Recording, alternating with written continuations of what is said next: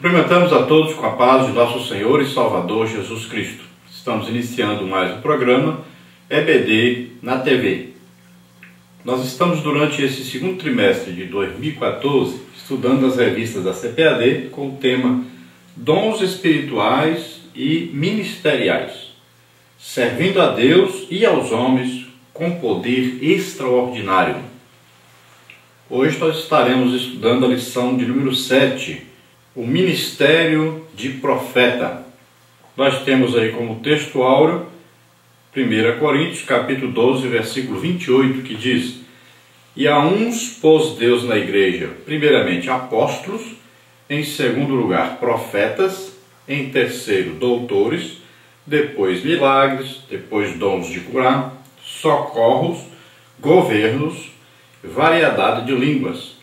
Então veja bem que o apóstolo Paulo, ensinando aos coríntios sobre aí a organização da igreja, do corpo de Cristo na terra, Cristo como cabeça desse corpo e cada um de nós como membros desse corpo, ou se compararmos com o edifício, Cristo, a pedra principal, a pedra de esquina, e cada um de nós pequenas pedras no edifício de Deus.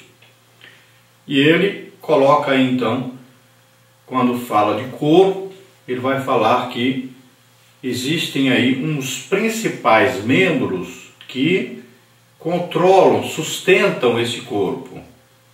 E vai falar no edifício, ele fala sobre aí as colunas desse edifício. Então, ele coloca aí os ministérios como aqueles que dão sustento a esse corpo de Cristo ou a esse edifício de Cristo que é a igreja.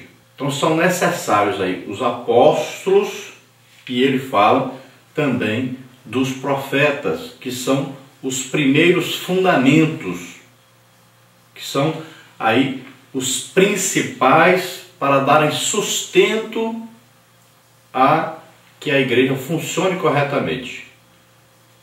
Nós vamos ver que a igreja começa então com os apóstolos, aí surge então os profetas, porque com o surgimento dos apóstolos, os apóstolos começam então a trazerem uma palavra diretamente de Deus para organizar a igreja, para dar autoridade à igreja. Então os apóstolos não é só aí abrir aí as igrejas, não é só desbravar onde não existe igreja, mas há uma necessidade de trazer uma mensagem que seja diretamente de Deus, a palavra que sai da boca de Deus. Então a palavra que vem com autoridade, que vem para corrigir erros, vem revelando pecados. Nós vamos ver aí, por exemplo, Pedro usado tremendamente quando tem aquele encontro com Ananias e Safira. Veja bem que é revelado que eles estavam o quê? Mentindo ao Espírito Santo. Estavam com uma trama. Então a palavra de um profeta é exatamente revelar o pecado na igreja. E nós temos que saber que todo apóstolo não quer dizer que ele apenas vai ser apenas um apóstolo, mas não. Os ministérios, apóstolo, o profeta, aí o evangelista, o pastor, o mestre, todos esses ministérios, eles podem ser exercidos de repente por um apóstolo que vai necessitar de um outro ministério junto com o seu, e de repente ele pode ser usado em outro ministério. E principalmente um apóstolo, de vez em quando, ele vai ministrar dentro desse ministério de profeta. Esses dois ministérios andam juntos. E acontece muitas vezes de um apóstolo ser profeta, de um profeta ser apóstolo. Muito acontece. Por quê? Esses dois ministérios que são colocados aí como fundamentos aí da igreja, como aqueles que trazem aí uma responsabilidade maior de iniciar uma igreja, de colocar a base para que a igreja funcione, toda vez precisa então desses dois ministérios em ação imediatamente para se iniciar qualquer igreja, porque vai trazer uma palavra vinda diretamente de Deus, trazendo autoridade a esse profeta para corrigir erros e revelar erros, pecados, para que a igreja cresça em santidade, cresça em organização. Então existe o apóstolo com a sua autoridade de apóstolo, de iniciante, de trabalho, de organização primeira, mas existe também, e principalmente vem essa confirmação de Deus, do ministério profeta, para revelar então e corrigir esses pecados que vão surgindo na igreja. Senão a igreja começa a crescer muito, esse apóstolo não vai dar conta de organizar e vai perder a autoridade e vai perder aquela presença confirmada de Deus dentro da igreja, e o povo vai se corromper. Onde não existe profecia, o povo se corrompe. Se não existe revelação de pecado, o povo se corrompe. Então é necessário que haja aí esse ministério profeta que vai trazer a correção, a revelação do pecado, e vai trazer a revelação do juízo de Deus sobre esse pecado. Sempre o profeta vai ser usado nisso. E aqui Paulo fala então da organização, e ele diz que Deus colocou primeiramente apóstolos, depois profetas, e ele então vai trazendo a organização. Foi surgindo então a necessidade dos ministérios em operação na igreja, e nós vamos ver então que ele organiza bem aqui. Ele diz: primeiro os apóstolos surgiram, depois foram necessários os profetas para trazer essa autoridade, e veja bem que depois vem milagres. Por quê? Para se ganhar almas, foi surgindo então a necessidade de haver o quê? Milagres. Então quando havia, por exemplo, Pedro e João vão à Porta Formosa, diz para aquele aleijado: levante e anda em nome de Jesus, um milagre. Aí se reuniram muitas pessoas por causa desse milagre, e aí então houve a pregação e eles se converteram. Então a operação de milagres passou a ser muito importante para a salvação das almas. Aí ele vai então organizando, depois dons de curar, então vem aí as curas, vem aí os socorros, né? Que vem aí aquele aconselhamento das pessoas, vem agora um trabalho dentro mais das enfermidades também, ao invés de curas físicas, vem aquelas curas da alma, né? A ansiedade, o medo, vem aquelas inimizades, a tristeza, a angústia. Então vem aquele trabalho disso aqui. Existem então socorros, e depois vem aí, olha só, governos. Então essas pessoas precisam agora ser discipuladas, cuidadas e aconselhadas. Então vem um trabalho pastoral, então aí dentro dos governos.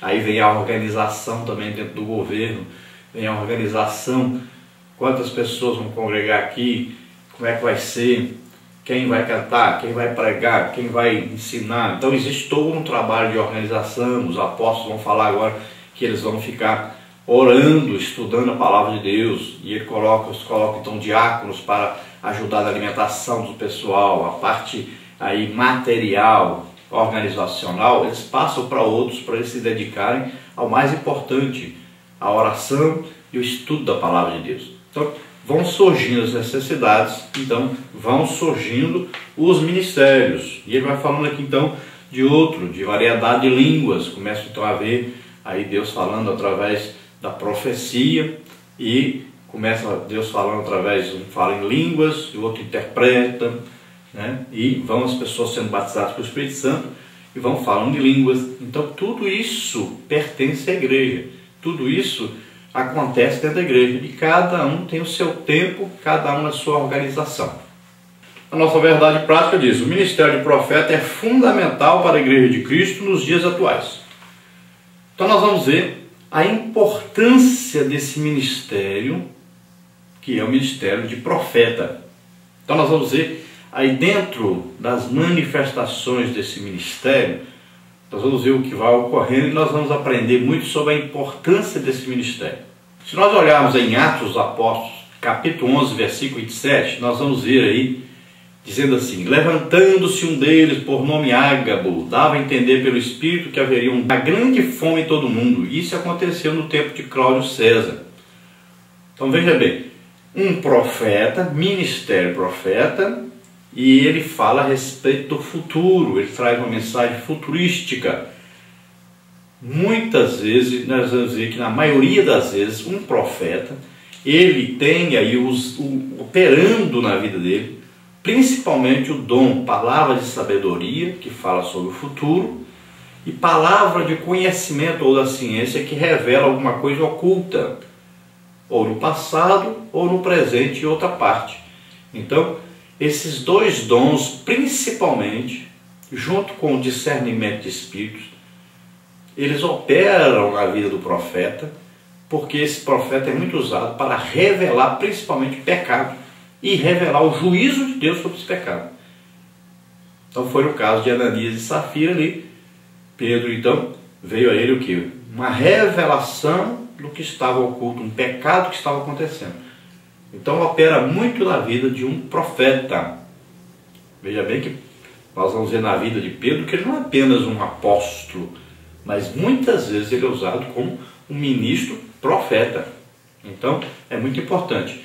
E para se escrever alguma coisa na Bíblia também, quando se fala principalmente em escatologia, alguma coisa que vai acontecer no futuro, é que houve o quê? Houve uma revelação desse futuro a essa pessoa. E aí um profeta, ele sempre tem essas revelações das coisas futuras. Então Pedro, nós podemos com certeza chamar, além de ele ser um apóstolo, ele era um profeta de Deus. Então Ágabo aí, ele revela que haveria uma grande seca que aconteceria em todo o mundo ali, conhecido por eles. E aconteceu realmente, a Bíblia diz que aconteceu no tempo de Cláudio César. Então veja só, o profeta quando fala, acontece. Se não acontecer é porque ele não é de Deus, ou ele não estava sendo usado por Deus. Uma das maneiras de julgar o profeta é exatamente o que ele falar tem que acontecer. Então nós vamos ver aí várias maneiras de se julgar um profeta. Uma delas é essa: falou, tem que cumprir. Outra coisa, e ele fala, sempre ele conduz a pessoa ao arrependimento de pecados, à conversão a Deus, nunca leva a pessoa a se distanciar de Deus. Outra coisa, ele tem uma vida de santidade, é uma vida de combate ao pecado. É uma pessoa que tem um profundo zelo pela palavra de Deus, pela doutrina, pelos costumes. É uma pessoa que está sempre buscando a santificação, é uma pessoa que está sempre orando, jejuando, estudando a palavra de Deus. E nós vamos ver que é sempre uma pessoa que dá a sua vida, entrega a sua vida para Deus, ele é usado tremendamente por Deus, ele tem comunhão, intimidade com Deus. Quando nós não temos um profeta na igreja, nós deixamos de ter essa palavra profética, essa revelação do futuro, revelação do pecado. E aí as pessoas estão vivendo de qualquer maneira, porque não existe alguém que chegue e revele o seu pecado, alguém que condene o seu pecado, que mostre o juízo de Deus sobre o pecado. Então na igreja de hoje as mensagens são muito de autoajuda, falta muito aquela mensagem de condenar o pecado, de levar o povo a se arrepender do pecado realmente. Se nós olharmos aí Amós 3,7 diz: olha, certamente o Senhor Deus não fará coisa alguma sem ter revelado o seu segredo a seus servos, os profetas. Então veja só que o profeta, ele traz uma revelação diretamente de Deus, uma mensagem que traz aí o sentido do futuro. Ele fala alguma coisa que vai acontecer no futuro. E isso é muito importante. Então, além de revelar o pecado que está acontecendo, ou que aconteceu no passado, ele traz a revelação de um futuro, o que vai ocorrer no futuro.